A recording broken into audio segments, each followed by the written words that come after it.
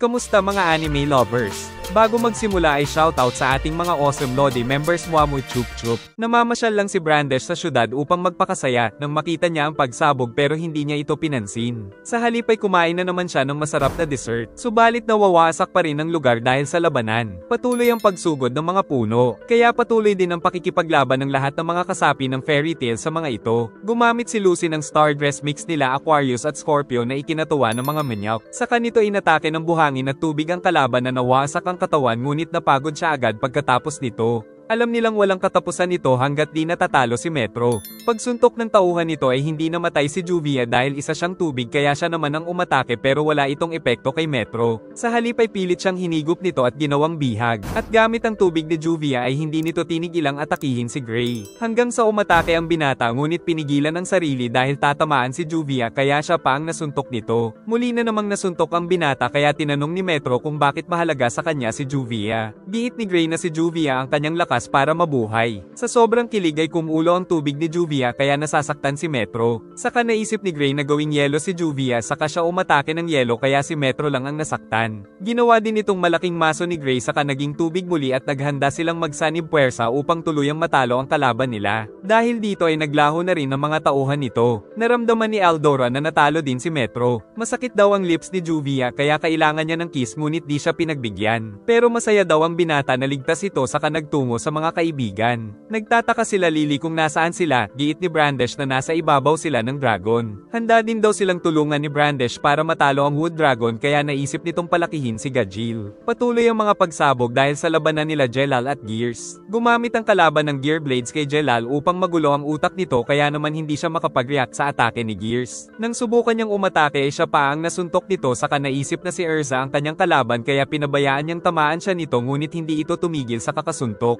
Napunta siya sa mundo ni Altair at sinabing kailangan niyang mabuhay para na rin kay Erza. Naisipan ni Jelal na gumawa ng thought projection niyang si Sigrain upang magawa na niyang makalaban. At nasa magic circle na pala niya si Gears kaya direkta itong tinamaan ng ultimate spell niyang Grand Chariot. Gumamit si Aldora ng Leaf Tempest na inakala ni Natsu na masusunog niya ngunit nilipad siya nito. Sinubukan niya muling gumamit ng apoy kaso tinamaan na siya ng suntok pero hindi siya tumigil sa pag-atake sa kalaban hanggang sa tamaan sa mukha.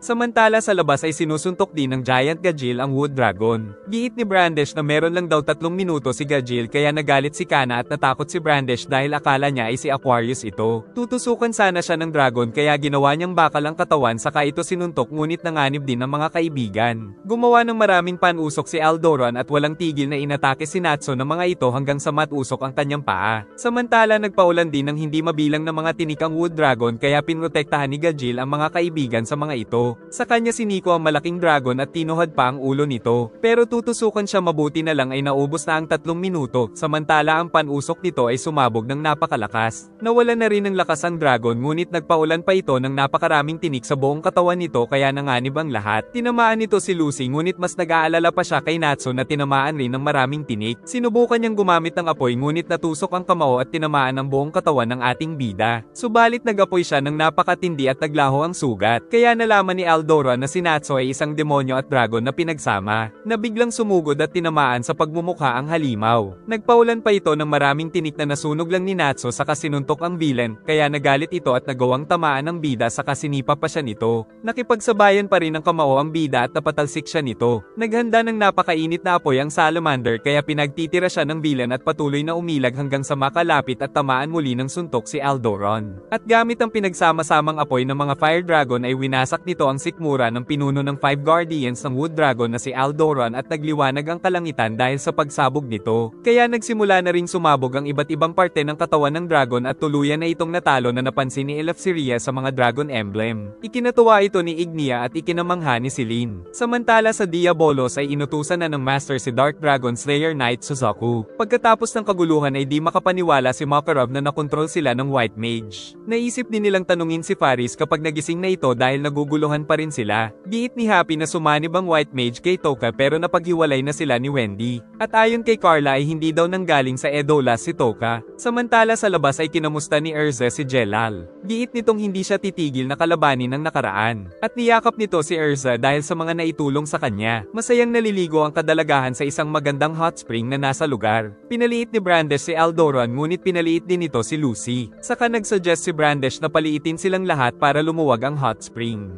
Sa isang pitik ng kamay ay lumiit sila at nagmukhang malaki ang paliguan. Lumangoy din si Kana sa kanyang alak at si Lucy ay pinaglaruan ng sabon. Lumulutang sila sa mga bubbles kaya sobrang relax. Nang matapos si Lucy ay hindi na mahagilap si Brandes kaya natakot silang hindi na makabalik sa dating laki. Naging nakakatakot na lugar ang pasilyo dahil maliit si Lucy. Si Juvia ay nagtungo kay Gray at umakyat sa katawan nito na parang insekto na ikinagulat ng binata dahil natanggal ang tuwalya nito. Para hindi makita ni Elfman ay itinago niya ito sa bibig ngunit na-enjoy pa ito ng dalaga. Nakita nila Natso na napakaliit ni Lucy pero pinagbalakan pa siya nito ng masama. Nakiusap ang dalaga na hanapin nila si Brandes kaya dinala ito ng bida sa labas at nakita nilang kumakain si Brandes at ibinalik siya sa dati kaya napahiya sa mga tao. Sila Mira at Lisana ay minanyak nilang Macau at lumabas sa bibig ni Gray si Juvia at si Erza ay nasa harap ni Jelal. Umalis na naman si Brandes para maghanap ng susunod na dessert. Pero ang totoo ay hinahanap niya daw ang susi ni Aquarius. Balisa si Faris ng magising dahil kailangan niyang iligtas ang mundong pinagmulan. Naisip nitong magagawang mailigtas nila Natso ang kanilang mundo dahil natalo nila si Aldoron. Saka ginamit nito ang tubig upang gamitin ang Aqua Air spell at nagliwanag ang silid saka ito naglaho. Tapos ang grupo nila Natso ay nagsimula ring maglaho at nagkita-kita silang lahat sa ibang mundo ngunit walang damit si Lucy at hindi pa niya magamit ang magic kaya binigay ni Gray ang jacket. Hindi rin makagamit ng magic ang mga kaibigan kaya nasa panganib sila nang dumating ang isang bata na inakalang nanay nito si Lucy. Saka dumating ang Edolas Lucy dahil nasa Edolas pala sila. At pinakilala nito ang anak na si Nasha. Nagtungo sila sa guild at talamang mag-asawa sila Natso at Lucy ng Edolas. Pati sila Gray at Juvia ay meron ng anak. Nainggit si Wendy sa hinaharap ng Edolas self. At nalaman nilang naging career guild ang Fairy Tail dahil sa kawalan ng magic sa mundong ito. Nagtaka din si Faris kung saang mundo siya napunta at natakot siya dahil hindi siya makagamit ng magic kaya hindi na sila makakaalis doon. Binigyan nito si Lucy ng kanyang dating damit. Saka tinanong niya kung paano sila nagkaanak. Giit nitong ginawa daw nila ni Natso si Nasha sa kotse. Natuwa sila Natso at Gray sa anak ng mga sarili nila sa Edolas. Pagkatapos ay nagtungo sila sa capital at nag-disguise si Erza ayon na rin sa bili ng mga Edolas friends. Pagdating sa palasyo ay sinalubong sila nila Sugar Boy at Hughes pati na ni Coco. Saka nakita nila si Miss Togan nang inatake sila ni Nightwalker dahil nais nitong tawagin nilang mahal na hari si Miss Togan. Dahil naging loyal personal maid pala ito ng hari kaya ayaw niyang binabastos ito. Pero dahil isa itong pagkakamali ay nais niyang parusahan ni Miss Togan ang kanyang puwet. Giit ng hari na wala ng magic power sa lugar kaya hindi nila magagamit ang anima para makabalik sa Earth. Kaya nabanggit ni Jelal na may isang nilalang ang nakakapag-travel sa mga mundo at kasalukuyan itong nasa mundo ng Elentir. Ito ay walang iba kundi si Celine the Moon Dragon. Kalaunan ay nakita nila ang kakaibang spell at lumabas mula dito si Toka. Giit nitong ginamit ni Faris ang kanyang katawan para magtungo sa Earth upang humingi ng tulong na mailigtas ang kanilang mundo na Elentir. Ngunit problema pa rin nila kung paano makakabalik sa Earth. Naisip ni Nightwalker na gamitin ang natitirang X-Ball upang makagamit sila muli ng mahika kaya pinakuha ito ni Miss Togan. Pagkatapos ay nagpaalam na sila sa dating ka-guild saka nahanap nila si Faris na hindi na rin alam ang gagawin. Nagtaka si Erza dahil akala niya ay ito ang White Mage. Sagot ni Faris na nagpanggap lang siyang White Mage para magamit ang White Mage cult sa misyon na maghanap ng tagapagligtas ng Elentir mula sa Moon Dragon.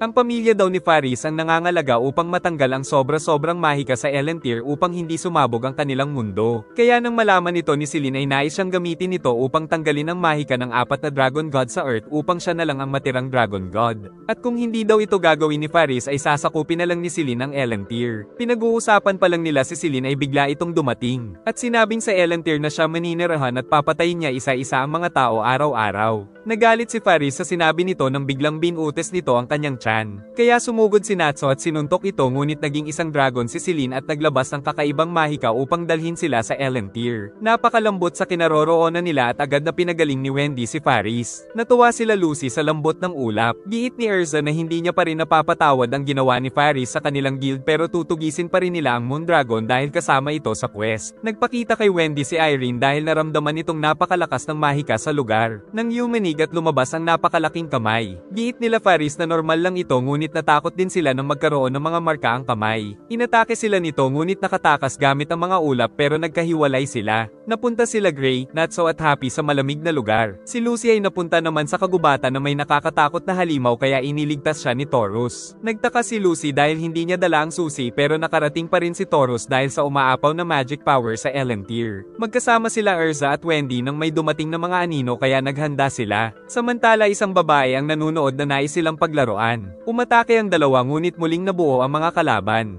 Giit ni Irene na dapat gumamit si Wendy ng concept enchantment dahil ang mga ito ay mga spiritual energy at malapit lang ang gumawa ng mga ito. Sinubukan ni Wendy ang sinabi ni Irene kay Erza kaya natalo nito ang mga kalaban. Nagpakita na sa kanila si Yoko the Demon's Parade. Nag-aaway na sila Gray at Natso nang magpakita si Hakone of the Snow, Moon and Flowers. Samantala dumating rin si Mimi the Immovable upang iligpit si Lucy pero nainlove ito nang makita ang sexing katawan ng dalaga. Dahil malakas si Mimi ay nagtulungan ng dalawa pero natalo pa rin sila. At umatake ito na nagputol sa maraming puno na nasa likod. Si Hakone ay gumamit ng magic at nilikha nito si Juvia. Nilikha din ito ang marami sa kanilang mga kaibigan para mawala sila sa focus sa laban. Ngunit pinasabog ni Natso ang mga ito dahil alam niyang mga clone lang sila pero pinabayaan nila si Happy na mag-enjoy. Dahil dito ay napilitan si Hakone na gamitin ang kanyang battle form. Si Yoko naman ay gumawa ng bandage monster na hindi mahiwa ni Erza at siya pa ang nahuli kaya tumakas siya mula dito. Gumawa din si Yoko ng fire cart na umatake at ng smoke monster upang hindi sila makahinga hanggang sa mawalan sila ng malay. Hindi tinigilan ni Mimi si Lucy. Nang magpalit ng costume si Lucy at gumamit ng tubig na ininom lang lahat ng kalaban, saka siya nito pinatalsik ng atake. Tinawag niya si Aris at gumamit ng wool bomb na nagustuhan ni Mimi sa lambot. Saka umatake si Scorpio ngunit gumawa din si Mimi ng hurricane na nagpatalsik sa kanila. Tinawag din ni Lucy si Capricorn at nakipaglaban ito ng martial arts hanggang sa matalo ang spirit sa lakas ni Mimi saka inatake na naman si Lucy. Dahil sa lamig ay nagsimulang magyelo sila Natso pati na sila Gray at Happy. Naramdaman ni Celine na walang kwenta sa mga alagad niya ang fairy tale. Pero pinagutos pa nitong huwag silang patayin para paglaruan sa kanilang kasiyahan. Ginawang bihag sila Natso at Gray kung saan makikita ang malaking buwan. Saka nagsimula ang pagdiriwang kaya nagkainan ng mga ito at nagsayawan. Tapos ipinadala sila ni Celine sa kuweba upang panoorin silang patayin ng mga halimaw ngunit agad na tinapos ni Natso ang marami sa mga ito. Ngunit isang ahas ang nakahuli sa kanya na walang iba kundi si Lucy. Kakainin na daw siya ni Lucy kaya din ilaan siya nito saka siya nito binalibag.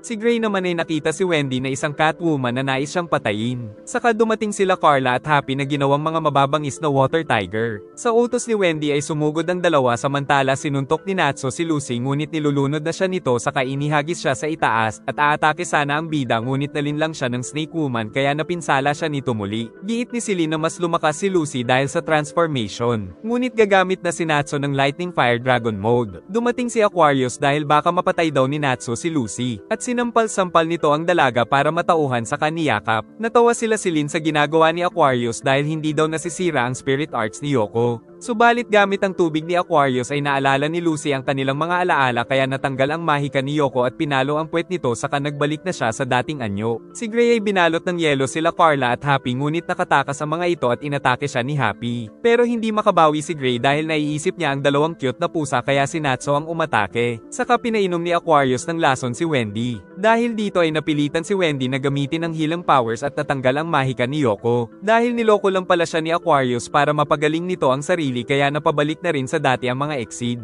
Naiinip na daw si Celine kaya napilitan si Yoko na palabasin si Erza the Spider-Woman. Ngunit mabilis lang itong napagaling ni Wendy kaya nainis si Celine at kinabahan si Yoko. Samantala umuwi na sila Faris at Toka sa Whiteout Village ngunit may nangwasak dito. Dumating ng isang lalaki at sinabing napadaan lang siya sa lugar. Saka dumating ang Chief of the White Shrines at sinabing siya ang nag-summon kay Suzaku na nagmula sa Earth. Ang mga bangkay ay hindi mga tao kundi mga halimaw na nag-anyong tao na tinalo ni Suzaku. At ang pinakapakay ni Suzaku ay ang mapatay si Celine na siyang kasalukuyang nagpapahirap din sa Elentier. Ngunit sinabi ng Dragon Eater na alam niyang nandito din ang Fairy Tail at kalaban nito ng kanyang guild. Dumating muli ang mga halimaw ngunit patay na pala ang mga ito dahil walang nakakitang pinaghihiwa ni Suzaku dahil sa sobrang bilis. Nagtungo si Yoko upang patayin sila Natso sa utos ng Moon Dragon. Nilagyan ni Wendy ng power-ups ang buong grupo upang mas lumakas. Ngunit pinalabas ni Yoko ang mga malalaki at malalakas niyang halimaw. Kaya agad na sumugod ang ating mga bida upang ubusin ng mga ito hanggang sa sumuntok si Natsu ng napakalakas na apoy. Nagbabala naman si Yoko na hindi nauubos ang mga yokai niya. Inutos ni Aquarius na tawagin ni Lucy ang lahat ng mga Golden Gate Spirits kaya dumating ang lahat at sama-samang kinalaban ang mga yokai. Saka pinasabog ni Lucy ang marami sa mga ito. Hiniwa ito ni Erza ngunit isa lang palang papel kaya nasipa siya. Naulit pa ito saka nagkaroon ng maraming Yoko. Ngunit nalaman ni Erza kung nasaan siya dahil sa boses nito kaya inatake niya ito kasabay ang mga yokai. Pagkatapos umatake ni Natsu ay nakuha ang kanyang scarf at pilit itong hinabol. At nag-transform si Yoko at hindi tinigilan si Titania na nahihiwa ng 4 na kamay. Kaya ginamit ni Erza ang Thousand Arms Armor at walang awang pinaghihiwa ang walang laban na yokai master hanggang sa matalo ito. Dahilan para maglaho na rin ang mga alaga nitong yokai. Ngunit napansin nilang nawawala si Natsu. Samantala hinahabol nito ang yokai hanggang sa mabawi ang kanyang scarf. Dito ay nakita niya si Suzuko ngunit hindi sila magkakilala. Dahil dito ay naging magkaibigan pa ang dalawa. Dumating ang mga kaibigan at nagpakilala si Suzuko na nandito siya upang patayin si Celine. At nang makitang nakahubad si Gray ay natawa ito sa kanila. Nalaman ni Happy na natatawa ito sa mga hubad na jokes. At aalis na sana si Suzuko para huntingin si Celine nang sinabi ni Natsu na trabaho rin nila ito. Dahil dito ay nalaman ni Suzuko na ang fairy tale na pala ang kaharap niya. Sinabi nitong miyembro siya ng Diabolos na nakalaban nila. Kaya umatake ang swordsman na nasa lag ni Erza pero nahiwa ang espada at nasugat ang dalaga. Umatake si Natsu ngunit sa isang iglap ay bagsak ang ating bida. Dumating si Celine sa gitna ng kaguluhan kaya nagkaroon sila ng pagkakataon na tumakas pero hinabol ng mga bata ni Celine. Samantala maghaharap naman sila Celine at Suzuko. Sa isang iglap ay nakailag si Celine at habang nasa ere ay umatake ito ng matinding spell na nahiwa lang ng swordsman. Pinaligiran ni Celine si Suzuko ng mas malakas na spell ngunit napaglaho lang ito ng swordsman. Nakilala ni Celine ang teknik nitong mula kay Kuronugi na kinain ni Suzuko upang makuha ang kapangyarihan ng Sword Saint Dragon. At sinabi ng lalaki na ibibigay niya ang bangkay ni Celine para kainin ng kanyang master. Tumatakbo ang mga bida nang dumating si Toka upang makatakas sila gamit ang Aqua Era kaya naiwan ng mga bata ng Moon Dragon pero alam daw ni Mimi kung saan sila hahanapin. Dumating ang grupo sa Whiteout Village at humingi ng tulong sa chief. Subalit mabilis lang silang nahanap nila Mimi at Hakone. Saka nakita nila ang napakalaking buwan dahil daw sa kapangyarihan ni Celine the Moon Dragon. Samantala nagkabaha sa Earth dahil umabot doon ang kapangyarihan ni Celine. Umatake ang Moon Dragon ng napakabilis ngunit nagagawang masalag ng Dragon Eater kaya pinatalsik siya nito at napinsala sa ere. Susugod sana siya ngunit nagpasabog ang Moon Dragon kaya napaatras ang Dragon Eater. Nagsimula na rin sa pakikipaglaban sila Gray at Lucy laban sa mga alagad ni Celine. Pinagsisipa ni Lucy si Mimi ngunit hindi ito naaapektuhan kahit na ano ang kanyang gawin. Kaya sinipa niya rin ang dalaga na tumalsik at saka sumugod pa si Mimi ngunit nasikmuraan siya ni Lucy. Dahil dito ay nag-super saiyan si Mimi at hindi tinigilan ang Celestial Wizard hanggang sa manghina. Ngunit nasikmuraan na naman siya nito kaso inihagis din siya sa pader, saka sinugod at nakatakas ito gamit ang letigo. Nang makita niya ang tubig ay tinawag niya si Aquarius at nilunod si Mimi ngunit ininom lang nito ang lahat ng tubig doon. Saka sinuntok ang naglahong si Aquarius dahil binigyan niya lang pala ng sapat na oras si Lucy upang magamit ang malakas nitong spell patungo sa alagad ng Moon Dragon. Muling bumangon ang kalaban kaya kinabahan si Lucy ngunit nawala na ito ng malay.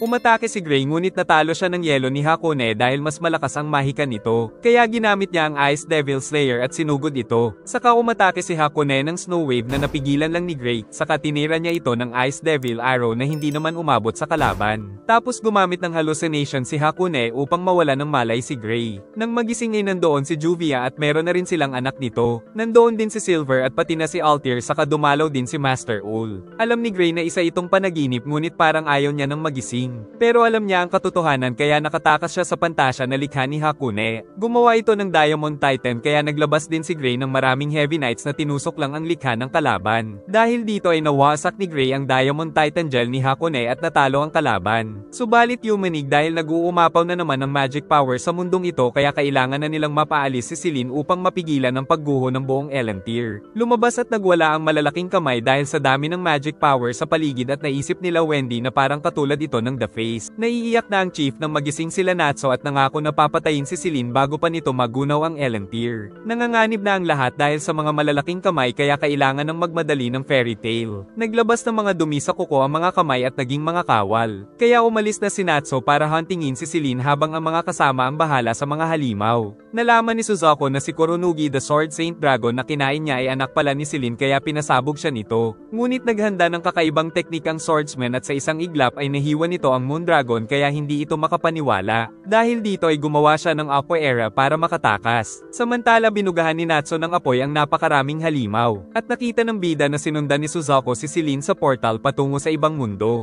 Nagwawala pa rin ang mga kamay kahit wala na doon si Celine. At patuloy na naglalabas ng halimaw ang mga ito nang malaman ni Wendy na katulad nga ito ng The Face ng Tartaros. Naisip niyang magkakakonekta ang mga ito at ang ugat nito ang kailangan nilang patayin. Tinawag ni Lucy si Virgo at gumawa ng daan sa ilalim ng lupa upang makarating sa katawan ng The Hands habang nakikita nila Gray at Natsu ang mga underwear ng dalawang dalaga. Nakarating na rin sila sa ilalim at nakita ang mukha na nagkokontrol sa mga The Hands na sinabing nabuhay siya dahil sa distorted magic power ng Moon Dragon. Giit ng chief na ang tawag dito ay Alta Face na matagal nang nagpapahirap sa kanilang mundo. Ngunit wala silang magawa kaya aasa na lang silang matalo ng Fairy Tail ang Alta Face. Umatake na ang buong grupo upang matalo ito subalit hindi nagalusan. Saka naglabas ito ng matinding liwanag at hindi sila makagalaw saka sila pinasabog. Nakapagtatakang nakaligtas sila sa pagsabog nang sinabi ni Irene kay Wendy na akala nila ay wala na silang magic power pero nalilito lang ang pakiramdam dahil nag-uumapaw ito sa kanilang katawan. Dahil dito na-unlock ni Wendy ang matinding magic power at sinabi ang sikreto sa mga kasama, kaya lahat sila ay naramdaman ang matinding kapangyarihan at sabay-sabay din silang umatake sa mukha na Alta Face kaya nasira nila ito at nagsimulang gumuho ang paligid. Dahil sa nangyari ay nawasak na rin ang malalaking mga kamay sa itaas at naramdaman ng chief ang nagawa ng ating mga bida kaya sinamantala nila ang pagkakataon gamit ang kanilang kakayahan upang mabalanse ang magic power sa buong Elentier. Kinabukasan ay nahuli na ang mga tauhan ni Celine at nagsaya ang ating mga bida.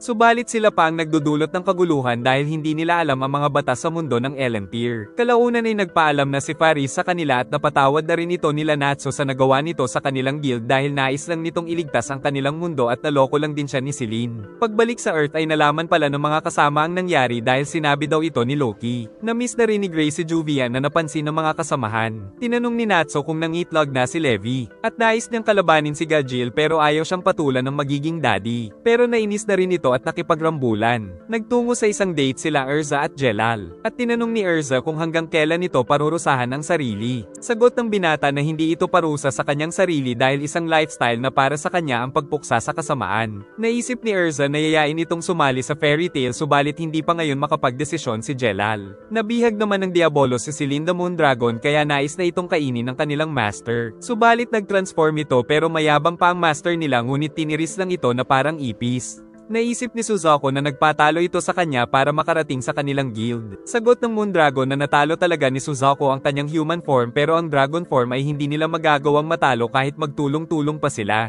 Sumugod si Kiria ngunit gumawa ito ng buwan at kinuha ang Dragon Eater. Giit ni Celine na ibabalik niya ito kung papayag silang maging bago nilang master dahil pareho naman nilang nais patayin ang mga dragon. Nangako naman ito na kapag napatay na nila ang iba pang mga dragon ay masaya itong papayag kung nais nilang makipagduelo. Ngunit habang hindi pa napapatay ang Fire God Dragon at Gold God Dragon ay magiging magkakampi muna sila. Inilabas din ito si Kiria at pumayag na ang grupo dahil kinikilala na nilang kailangan nila ang kapangyarihan nito para matalo ang dalawa pang Dragon God. Pinapatawag ni Celine ang tatlo pang kasing lakas ni Suzuko. At ang unang misyon daw nila ay ang patayin si Eleftheria upang malaman kung karapat-dapat silang maging mga alagad. Nakabalit na rin sa guild hall ang ating mga bida. Ngunit naghahanda na naman sila para huntingin ang mga natitirang Dragon God para tapusin ang 100-year quest. Nag-enjoy ka ba? Mag-like and subscribe at pindutin ang bell para updated ka sa susunod na upload. Sana ay nagustuhan nyo at mag-like and subscribe ka na rin para muha-muha chup-chup.